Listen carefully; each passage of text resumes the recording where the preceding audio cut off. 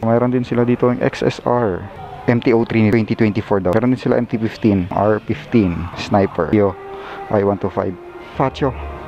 Meron din sila ditong Mayo Gear PG1 and Max din yan.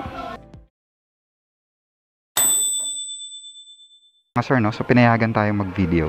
Okay, so nandito tayo sa loob ng Yamaha Angeles ngayon. Papakita ko sa inyo yung MT-03 nila 2024 daw to eh. So akala ko kanina nagbago yung harap, hindi naman pala. So pareho lang, same lang sila. Mayroon din sila dito yung XSR. Ayan. Price dito 182,000. Tignan nyo na lang sa video, no. Ayan. XSR, down payment nito is 10,000, ganyan. Ayan. Meron din sila MT-15. So meron din ditong R15. Lambot. Malambot. Meron ditong Sniper. Malambot, lambot ng clutch. Sniper, tignan natin yung price. Price nito is 125,900. Ayan o. Down payment 6,900. Pinakamura nila is 436 months, 6,436.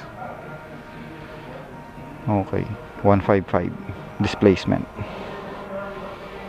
Laki na ng pinagbago ng Sniper. Lumaki na siya. Ito naman dito sa kabila, Faccio. Wala siyang price eh, hindi natin mapakita. Ito, dito tayo sa may price. Mio I-125. Ito naman, price niya is 82,000. Down payment 19,000. For 36 months, meron siyang 4,495. Yan yung pinakamura niya. May rebate ka rin na 200. Tapos sabi dito 3 years registration and TPL insurance. So after 3 years, pagkakaintindi ko, saka ka pala magre-register ko, diba? Mio I-125. Mas mahal yung isa. Ito standard. Tama ba? Mas mura to ng konti. 77,900 to eh. Nandun dito. 77,900. Ito magkakapareho to. Ayan. Ito Faccio.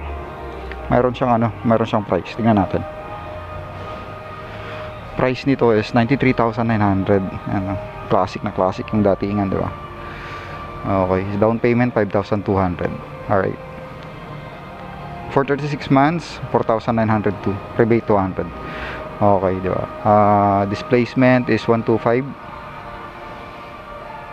Okay. Ayan, basahin nyo na lang. Makikita nyo naman yan. Meron din sila ditong Mayo Gear. Ayan. 79,400 sa cash price. Cash price. Cash price. 79,400. Down payment 1,999. For 36 months 4,318 and 200 sa rebates. Ano tong isa? Grabis 92,900. Okay. Ayan o. 36 months 4,998. Rebate 200. So sa mga rebates nila 200 pesos lahat.